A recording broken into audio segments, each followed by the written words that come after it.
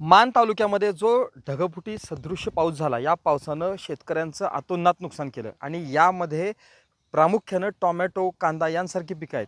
Tomato पिकांवर झालेल्या पावसामुळे हे पीक अक्षरशः जमीनदोस्त झाल्याचं काही ठिकाणी पाहायला मिळालं. तर कांदा हा साठवणुकीसाठी आला होता आणि तो बाहेर ठेवला असताना अचानक आलेल्या पावसानं कांद्याचं मोठ्या प्रमाणात नुकसान झालं. आपण आत्ता उभे आहोत, हे कांद्याचं शेत आहे आणि या कांद्याच्या शेतामध्ये आपण पाहतोय की हा वाळवायला ठेवलेला कांदा आहे, हा पूर्णपणे बाग खराब होऊन गेला. या पावसामुळे मोठं नुकसान झालं आणि शेतकरी अक्षरशः या सगळ्या घटनेमुळं मेटाकुटीला आला. आजपर्यंत 50 वर्षात एवढ्या मोठ्या प्रमाणात पाऊस कधी या भागात पाहायला मिळालेला नव्हता. आपल्यासोबत शेतकरी आहे, त्यामध्ये काय सांगाल दादा, तुमचं काय पीक झालं, कसं नुकसान झालं एकूण?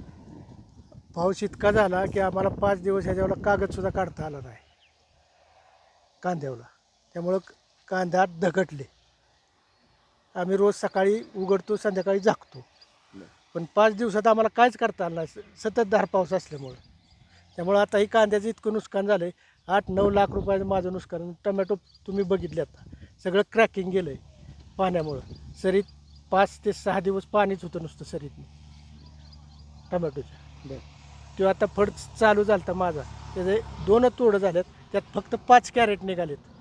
बरं, एकूण नुकसान किती झालं ह्या दोन्ही पिकांमध्ये तुमचं? दोन्ही पिकात मिळून माझं 16 ते 17 लाख रुपये नुकसान झालं. आता ग्रामविकास मंत्री जयकुमार गोरे इथून येऊन गेले, पाहणी केली, काय बोलणं झालं आणि त्यांनी काय तुम्हाला याबद्दल आश्वासन दिलं? त्यांनी सांगितलं की नुकसानीचे पंचनामे आम्ही करायला सांगितले प्रशासनाला, कृषी विभागाला. ह्यांना आमची बैठक होईल म्हणले मंत्रिमंडळाची मुख्यमंत्र्यांसोबत. गरज पडली तर केंद्राकडनं मदत मागून तुम्हाला मदत करू. आम्ही जास्तीत जास्त मदत देता येईल तेवढी आम्ही देऊ.